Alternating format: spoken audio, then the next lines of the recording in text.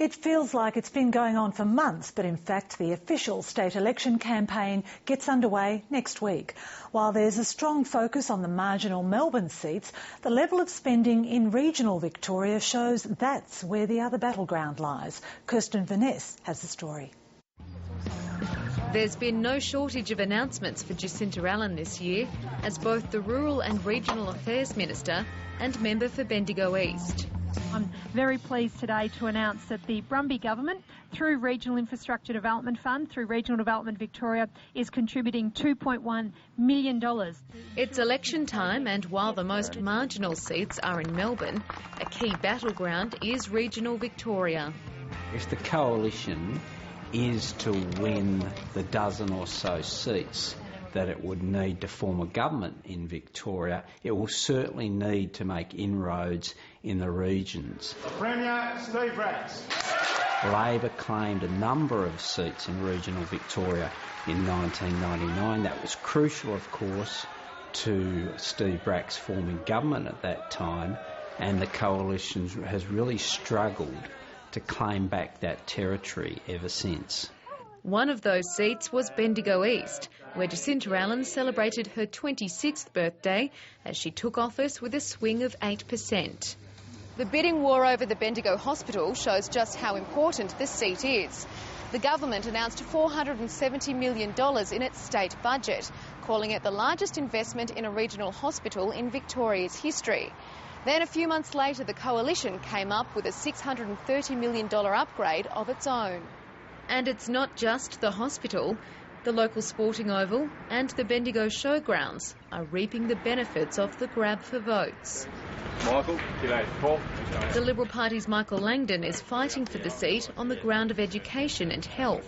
As I go around the community, they're telling me that they're fed up with the Brumby government's incompetence and arrogance in a number of areas, and it feels to me that there is a mood, anyway, for a change.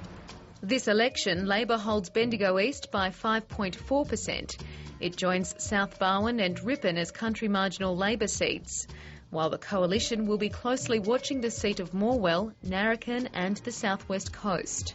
At the last election, the Nationals had a spectacular outcome. All of us, we increased our primary votes by at least 10%. We did the apparently impossible and defeated the Labor Party in a seat it had held for 36 years, the seat of Morwell. From our very first days in office, we have been a government that has governed for all of Victoria, and you look around regional Victoria now and you can see evidence of that. Social service groups are capitalising on the political mood by making a push for parties to commit to closing the gap between city and country. Education outcomes are very, very poor. We have a state average of participation retention of 82%. The state average for rural and regional areas is 73%, but in some areas it drops down as even lower as around 60%. The Victorian Council of Social Services launched its election platform in Bendigo, which it says has one of the state's lowest school retention rates of 62%. There are up to 200 young people who are not attending any school under the age of 15 in our town, and there's been really minimal investment in providing alternative education or engagement strategies for that 200 young people. Bendigo is a thriving regional centre, but like many country cities, as more people make the tree change, housing affordability goes down.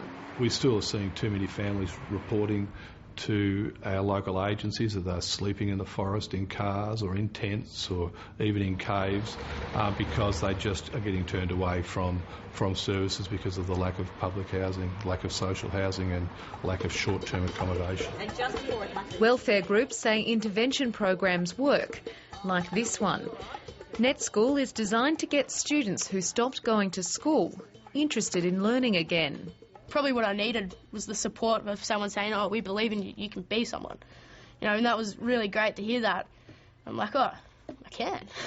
So I tried, and I'm actually succeeding, so I'm just like, oh, well, why didn't I do this before? 16-year-old TJ Maisie suffered from mental health problems in the junior years of high school and became disengaged. But she's now looking forward to finishing her VCE and one day getting into business. Are you excited for the future now? Yeah, I kind of am. There was a stage where I was like, oh, you know, what's my life going to be like in 10 years? And that's the thing about these guys. The mentors actually care about where you're going to be in 10 years. Net School receives some funding from the state government, but the Bendigo Senior Secondary College has to pick up the shortfall. We do have situations now where we have cohorts of young people in some of our major regional centres who are not in school, who are not in work, and yet there are no programs directed toward their welfare. The Coalition has on offer its Regional Growth Fund, while the government has its Regional Blueprint.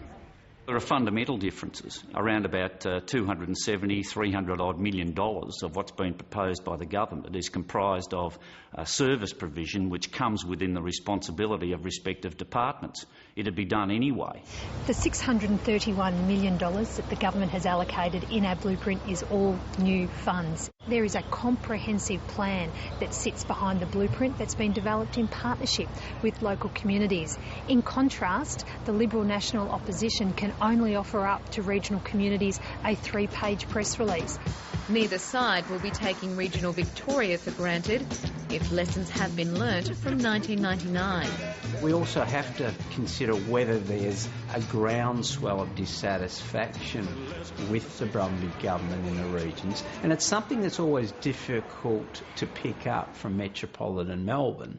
And of course, pundits didn't or underestimated the level of dissatisfaction with the Kennett government coming back to 1999. So sometimes the region certainly can produce surprises.